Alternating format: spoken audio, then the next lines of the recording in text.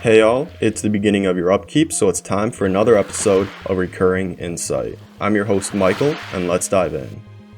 Today we're going to take a brief look at the most popular combos that see play in cEDH. We'll go through them from most popular to least popular, and look at how the combos work, and what kinds of decks they see play in.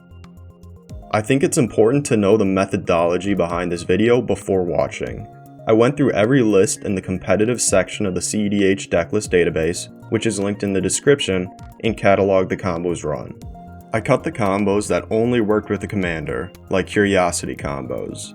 From there they were sorted by color identity so that it could be determined what percent of decks that could run it, do run it, and that's how the combos will be organized. Now that that's out of the way, let's dive in.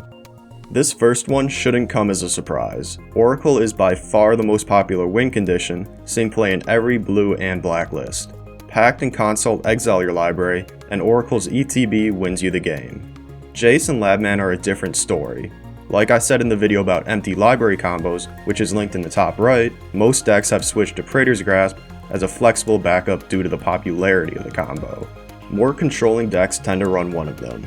Jace is harder to remove, but also harder to cast, so it sees less play in higher color decks. However, Labman is a creature, so it can be reanimated, sacrificed, or be otherwise used despite being useless outside of the combo, which is why it sees more play.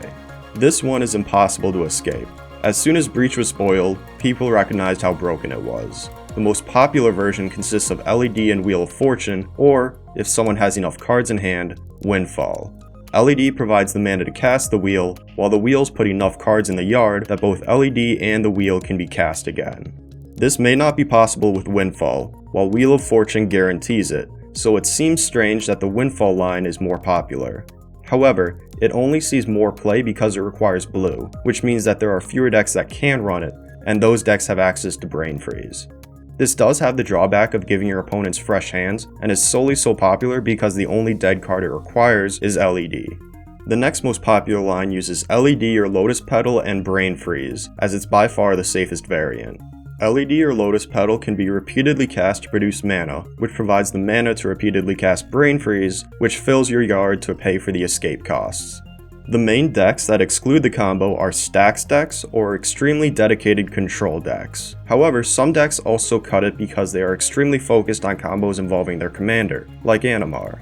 This line sees significantly less play, but that decrease is in part due to the fact that it can be run in any red deck. With Breach, Grinding Station, and any artifact that is at least mana neutral, you can infinitely mill yourself. If the deck is mana positive, you'll generate mana, but you still won't net any cards in your yard. This typically is run in decks that either care about artifacts, the yard, or decks that have limited options. Finally, Breach can also be used with Stitcher's Supplier and Culling the Weak. Stitcher's Supplier will mill 3 on ETB, and 3 when you sacrifice it. Like the Grinding Station variant, you won't fill your yard, but you can churn through your deck and generate 2 black mana each iteration. It sees play in decks that care about graveyards or creatures. If you want to take a deeper look at the combo package, feel free to check out my Breach combo video, linked in the top right. Dockside is actually significantly less popular than I thought it was. The combos include a way to pay mana to bounce or flicker Dockside for unbounded treasures, and MEL is the most powerful version of the combo, only requiring Dockside to make 4 treasures to go infinite. However, since like all infinite mana combos, it's mostly restricted to decks with outlets in the command zone, it only hits 47% because of the small number of decks that have access to Naya colors. Cloudstone Curio follows it, even though it sees a sharp decrease in popularity. You do need another creature to bounce Dockside back to your hand, and the number of treasures required is dependent on the cost of the creature. For that reason, it's more popular in decks with low CMC commanders that can be used as part of the line. However, it's primarily included in Sans blue decks. If a deck has access to blue and is looking for an infinite mana combo, Isochron Scepter takes priority. The line with Baron requires 6 treasures from the ETB, 2 to pay to activate the ability, 1 to sacrifice, and then 2 more to cast Dockside.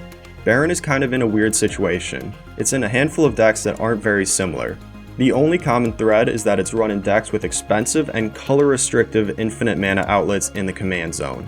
Since you can crack treasures for mana of any color, you're less likely to run into any issues with lacking a color than you are with the dramatic Scepter combo.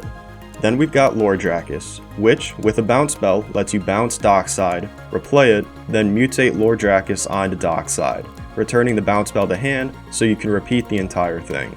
Although Snap requires the least amount of treasures, as it's functionally free, some of the bounce spells are outlets in and of themselves. Even though it wins with any infinite mana outlet, the combo is mostly included in decks with commanders that have ETB triggers that win the game, like Jaliva, as you don't need a net mana to win. I'm personally fond of this combo because it has no dead cards. A Sack Outlet and Corpse Dance are the next most popular. You need the ETB to generate at least 6 treasures to pay for Corpse Dance and its buyback. The Sack Outlet is the sticking point. If the deck cares about or plans to sacrifice things, like Korvold, it makes it in. It should be noted that Mayhem Devil can serve as both the Sack Outlet and the win condition. When you sacrifice the treasures, you can choose to target Dockside with the triggers, then once you've got infinite mana, you can go ahead and ping your opponents. Temur Sabertooth has probably seen the biggest drop off of combo pieces. It used to be relatively popular, but it's dropped down to just Rurik Thar. The startup cost is the same as Emiel, but the ETB requires an additional treasure. That being said, the main reason it's cut is that decks are becoming more and more streamlined, and Temur Sabertooth is just a dead card. Deadeye Navigator is most well known for pairing with Palacron, but it does work with Dockside. It requires the least amount of treasures to go infinite, but it also has the highest startup cost. It should really only be included if Dockside is your primary combo and you aren't heavily invested in ad nauseam. If you'd like more info about Dockside combos, the dedicated guide is in the top right. Third up, we've got Dramatic Scepter. Dramatic Reversal and Isochron's Scepter clock in at 23%. Imprinting Dramatic Reversal on Isochron's Scepter lets you activate Scepter, untap your non-land permanents, and generate infinite mana if you have 3 or more mana from non-land permanents. It's included in artifact-heavy decks with commanders that are infinite mana outlets. The Schrodinger's Cat combo, consisting of Leonin Relic Warder and a Reanimation enchantment, hits 17%. Starting with the Relic Warder in the graveyard, enchant it. It returns to the battlefield, then the ETB triggers, exiling the enchantment. Relic Warder is sacrificed, which brings back the enchantment from exile, once again returning Leonin Relic Warder to the field. This is mostly played in Razaketh decks, as you can sacrifice Relic Warder to Razaketh while the sack trigger from Animate Dead is on the stack, and you're already running the reanimation enchantments. You do need an outlet, so outside of Razaketh decks, the cat has been declawed, and even in them, it's limited to Sans Blue decks. I could see it being cut for some of the newer combos. The World Gorger Dragon, although significantly less popular, functions the same way as the cat combo, but on a larger scale. With it, you can generate infinite mana, making it a lot more efficient, but if the dragon or reanimation enchantment is removed at the wrong time, your permanents could be permanently exiled. For this reason, it's mostly seen in lower color decks that don't have a lot of other options. However, some higher color decks run it as well if they're already on a plan that uses the reanimation enchantments. Up next, we've got the Dualcaster Mage combo. Cast Twin Flame or Heat Shimmer targeting another creature, then cast Dualcaster Mage. Use the ETB to copy Twin Flame, targeting Dualcaster Mage, which will give you infinite hasty Dualcaster Mages. Most lists exclude Heat Shimmer despite the redundancy it provides to streamline the deck and the mana cost. It makes it in decks that have limited options, ad nauseam decks, and Razaketh decks. Chain of Smog works with 2 newer cards that have Magecraft. It may continue to see more play, but for now it's pretty limited. With Apprentice on the field, cast Chain of Smog, targeting yourself, and just choose to keep copying it until everyone is dead. Right now it mostly fits into ad nauseam decks as a 2-card combo. It's most popular in Abzan, which has silence effects to protect it, since you end up discarding your hand. However, although I only saw it in one Stax deck, I think that will be the next market for the combo to move into, as Stax decks naturally provide protection for it. It also works with Stormkiln Artist to produce unbounded treasures. However, with Dockside being a thing, this is a second-rate infinite mana combo. It only makes it into Korvold because even if the combo is stopped after you lose your hand, you can use Korvold to refill it. This next section is going to cover a lot of combos that are exceptionally similar since they're the same color identity. They revolve around a mana source and a way to untap it. Emiel is the most popular, which can flicker a creature that untaps the mana source when it enters the battlefield. Temur Sabertooth is essentially just a more expensive version. Ashaya is right between Emiel and Sabertooth in terms of popularity, although the untapper needs to be Quirion Ranger or Scrib Ranger. Since the untapper is a forest, you can return it to your hand and replay it. Magus of the Candelabra sees less play because without Cradle, it's more or less useless outside of the combo. They're followed by Staff of Domination and Umbral Mantle, which are repeatable untappers. Despite also being an outlet for infinite mana, Staff of Domination sees less play than Umbral Mantle due to needing the creature to tap for more mana. Cloudstone Curio is the least popular version of the combo, as you need an additional creature. It works the same way here as it does with Dockside. Besides the Selesnya Selvala, the combos see play exclusively in mono green decks, which explain why the artifacts are at the bottom. Green just struggles to tutor for them. I could only see them branching out into other colors. They print more commanders that can tap for large amounts of mana. They did print Yearlock, but he only nets 2 mana, which isn't enough for most of the combos here. Earthcraft and Squirrel's Nest is a classic combo that still sees play. Putting Squirrel's Nest on a basic land lets you tap it to create a squirrel, which you can then tap to untap the basic land. It sees play in decks that lack better options, have creature synergies, and Razaketh decks. Next up, we've got Kikijiki, which has a lot of different variations. It works by using something that untaps Kikijiki when it enters the battlefield. This lets you continuously tap Kikijiki to make Kikis of the creature that untap Kikijiki. The two most popular are Village Bellringer and Felidar Guardian. Part of this is due to having access to white, meaning you can play Karmic Guide, an important piece for several lines to set up the combo.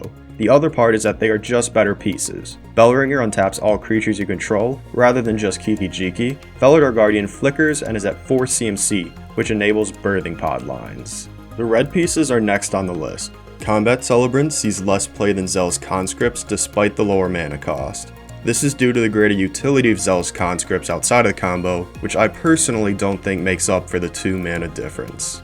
Conspicuous Snoop is its own little thing. There are specific lines involving Goblin Recruiter that use Conspicuous Snoop by putting Kikijiki on top of the library and activating its ability.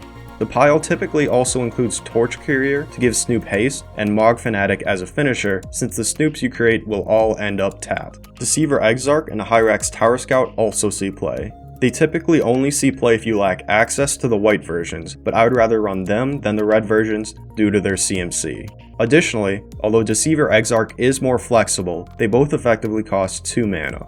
A similar combo uses Splinter Twin in place of Kikijiki. Unfortunately, Summoning Sickness does pose an issue for Twin, which is why it isn't as popular. It also can't combo with Felidar Guardian. The Kikijiki combo typically sees play in stacks or evolution decks and decks that have some sort of synergy with it, like Renzo. Splinter Twin sees play in the same kind of decks, but much less often. I'm not sure why, but I'm particularly fond of these combos. The Monoliths have always been combo pieces.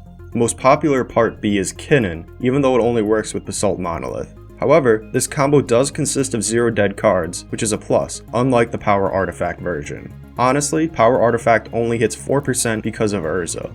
Serta is also typically a dead card, unless you're playing Thrasios. In that case, it's a combo piece and turns Thrasios into a formidable draw engine. Rings of Brighthearth is the least popular for a reason. It's the most expensive, and it includes a dead card. All of these combos suffer from one primary drawback: they only create colorless mana. Besides Thrasios and Urza, there aren't a lot of outlets for colorless mana that see play, which is why these are relatively unpopular and will remain that way until more outlets are printed. You can include them if you're particularly desperate, but that would be it. I'm not sure I would consider Hermit Druid a combo in and of itself, but I think it still deserves a place here. Hermit Druid mills your library, which gives you quite a few options. You can bring a creature back with Dread Return, or bring back 2 things with Savine's Reclamation. From there, it's really dealer's choice as to which combo you win with, although Thassa's Oracle is always a convenient option. The cards that typically accompany it make it easier to flashback Dread Return. Due to the support cards varying in color, it's typically seen in 2 kinds of higher color decks. There are proactive decks that are looking for redundancy and Staxy decks that want a way to win through their own Rule of Law effects. Cephalid Illusionist is in a similar boat. Using either Nomads in Core or Lightning Greaves to target Illusionist, you can trigger it as many times as you'd like to mill yourself. Greaves has more utility, but Nomads in Core is more popular because as it lands, you can hold priority and stack the activations and triggers. With Greaves, you can't stack them, and you need an additional creature. Although this is a separate combo, it sees play in the same kind of decks as Hermit Druid because functionally they're the same. This combo is high risk, high reward. The Bomberman combo is pretty simple. LED cracks for 3 mana, and it only takes 2 to use Salvagers to return it to the field. However, if Salvagers is destroyed, you end up Hellbent, which is not a great spot to be in, although it's a bonus that it's in white and thus has access to silence effects. However, that's still not enough. It typically only sees play if red and blue are also being played, so it can best layer with the Breach combo. I was expecting to see Food Chain down here for two reasons. First, it's bound by the amount of commanders that are Food Chain outlets, and second, it requires a few too many links. Running Food Chain means running not only the cast from exile creatures, but the tutors to exile as well. Which, by the way, is how it works. You can exile one of the cast from exile creatures for 1 mana more than its CMC, recast it, repeat, and profit. Squee is seen more often than Eternal Scourge because of its ability to be cast from the graveyard as well, and Misthallow Griffin is seen the least due to its CMC. That being said, if your commander is an outlet for Food Chain, I would still recommend playing it unless you have a specific reason for excluding it. Since you can exile your dorks to Food Chain to pay for the combo, it typically requires very little mana to combo off. Tidespout Tyrant is in an interesting position. It's sort of a one-card combo, but not really. You need 2 permanents that combined are mana positive. You can cast one, which will return the other to your hand, and then you'll just go back and forth. It's typically cheated out with a polymorph effect and is played in decks that can either create tokens, like Urza, or have a very cheap commander to polymorph, like Grograk. Kinnan is the exception, but it can generate insane amounts of mana. Tyrant sees so little play because polymorph effects require that you run no creatures in your deck, which is a pretty big blow to most. This is another combo that I'm strangely fond of. If you put Pemin's Aura or Freed from the Real on a creature that can tap for at least 2 mana, one of which is blue, you can continuously tap it and untap it to generate infinite mana. Pemin's Aura is the worst of the two due to the more color restrictive casting cost. It does let you protect the creature, but the rest of the pod will already have a chance to kill the creature before it resolves, so it doesn't really do anything.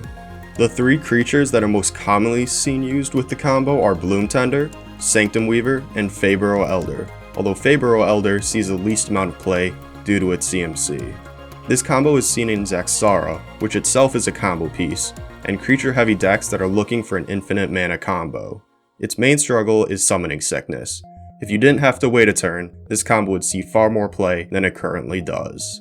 You've got to be especially persistent to pull this combo off. Persist combos all have 5 key elements: a sack outlet, a creature with persist, a way to deal with the -1/-1 counter, and a way to turn ETBs or LTBs into life loss. I'll get to the 5th part later. If you're running black and green, you've got more than your share of sack outlets, but Viscera Seer is the best for 1 mana. Lesser Mastercore has persist. Melira prevents a counter from being put on the Mastercore when it comes back, so you can continually sacrifice it. Finally, Disciple of the Vault triggers whenever Mastercore dies to drain the table. If you're running black and red, you've got access to the Murderous Redcap line. Although this is less popular than the Golgari version, it is more powerful due to only requiring 3 cards, since Murderous Redcap serves as both the creature with persist and the damage dealer. These combos only see play in decks that synergize with the 5th element, a way to assemble them. Doomsday and Protean Hulk are the main methods. Grenzo runs the Redcap line because he works well with Doomsday, while decks like Virals can abuse Protean Hulk for the lesser Mastercore line. Then we've got the top combo. Besides top, you need a cost reducer and a way to cast spells from the top of the library. Once you've got everything assembled, activate top to draw, putting top on top. Cast top for free and repeat it. It's typically in decks helmed by commanders that replace one of the pieces, like Elsha or Burgi, or decks that care about artifacts, like Joyra. Since it's a 3-piece combo, it really doesn't see play outside of those archetypes. I know I said I would include combos that only saw play because the commander was a combo piece, but the Heliod combo does see play in one deck besides Heliod. Starting with both pieces on the field, give Ballista lifelink. If it has at least 2 counters on it, you'll be able to ping someone and replace the counter you used to pay for the ping. It sees play in Heliod because it's the commander and in an Azorius deck, which is a color pair infamous for struggling to close out the game. I wouldn't recommend including it, as it's expensive and requires 2 dead cards. Rest in Peace is a brutal stacks piece in this age of Underworld Breach. But wait, there's more. It can be turned into a win con using Helm of Obedience. You can activate Helm for 1, and since Rest in Peace causes the cards to never hit the graveyard, they'll mill out. It only requires 1 dead card, but can also only kill 1 person at a time, which is what holds it back. It's currently only included in 1 Azorius deck because, like previously mentioned, there aren't a plethora of other options. Finally, we've got Palacron and High Tide. This is a classic combo that has almost completely gone out of style. If High Tide is online and you've got 6 islands, casting Palacron nets 5 mana to your pool and it costs 4 to return it to your hand. At the end of it, you're back to the start with an extra mana. It suffers because apart from requiring a dead card, needing 6 islands isn't an easy restriction to meet. It only sees playing Jace, which is mono blue and is already planning on abusing High Tide, the downtick of its flip side. If you're on a double tide turn, you only need 4 islands to combo. Unless more commanders are printed that synergize with it, I don't expect it to become more popular. And boom, there we go. Those are the combos that see the most play in cEDH. Since a deck's combos can often tell a lot about what kind of deck it is, I think that the top 10 can take a fairly accurate snapshot of the meta. The Oracle by far dominates the metagame for good reason. For those who are already familiar with the meta, that shouldn't be a surprise. However, the drop-off between it and Labman and Jace indicate that the meta is shifting away from slower decks. The popularity of the Breach combo supports this, since it's typically only excluded from slower lists and decks that focus on commander-centric combos. Although you definitely don't need to be in a Storm deck to run Breach, it has enough potential that it incentivizes some of the Storm-style cards that coincidentally support ad nauseam. This trend continues with Dockside. Dockside is essentially a roided-out ritual, so it also supports a faster game plan. It also has the benefit of dealing with Back to Basics and Blood Moon, which explains why I saw very few decks running either of them. I think the fact that the top 3 combos all incentivize playing faster decks, especially ad nauseam focused decks, show that that's where the meta is. However, we're not done. We've still got Dramatic Scepter, which doesn't say a lot about the meta. It's been a long-standing combo for a reason. The Reanimation enchantment combos show that decks abusing the graveyard are still alive and well. This is further seen through Dualcaster Mage, which frequently sees play in Razaketh decks. However, it also sees play in decks with limited options and ad nauseam decks. Witherbloom Apprentice is in a similar position, further bolstering both graveyard and ad nauseam decks. Then we've got the mishmash of combos that consist of a mana source and some sort of untapper, flickerer, or bouncer. These represent the lower color decks with green or Selesnya. Although Squirrels Nest and Earthcraft ostensibly have nothing to do with the graveyard, they see play in decks that care about it and decks that care about creatures. Finally, we're at the 10th combo, which is the only one that is primarily seen in Stacks decks. I think that should be an indication of the popularity of Stacks decks in the meta. Taking it all together, it paints a picture of a metagame dominated by fast decks, especially ad nauseam decks. More niche decks are still present, but the amount of support that has been printed for faster decks recently is insane. Stacks decks seem to represent a much smaller portion of the meta, but they do have one notable advantage. Ad nauseam decks, the Breach combos, and Dockside combos are all reliant on artifacts and casting multiple spells. The permeation of these in the meta means Stacks decks have a clear route to victory. Oof and Rule of Law effects can be game-ending. Mid-range and controlling decks also deserve a segment, since I haven't mentioned them yet. They can take advantage of the combos that incentivize faster game plans without investing in them to the point that they sacrifice their resiliency. They're slower, but they also deal better with the game going long. However, like fast decks struggle in pods of slow decks, mid-range and control decks will often fail to race the pod or reach the point where they can outvalue the pod when they're surrounded by fast decks. Unfortunately, the new support and increasing popularity of fast and ad nauseam decks means that the meta is geared towards them, which isn't good for slower decks. Long story short, we're in an age of proactive decks. To clarify, I don't mean you have to play one to win, but if you look at some of the recent cEDH tournament results, you'll see what I mean. Proactive and graveyard decks are in a good position now, followed by stacks, mid-range, control, and finally more niche decks. And that's about it. Thanks so much for watching, I really appreciate it. Trying to get back into posting weekly rather than having stupid long breaks in between videos, and y'all are my main motivation, so thanks again. Anyways, if you enjoyed the video, please like and subscribe. I'm your host Michael, and I'll see you at the beginning of your next upkeep for another episode of Recurring Insight.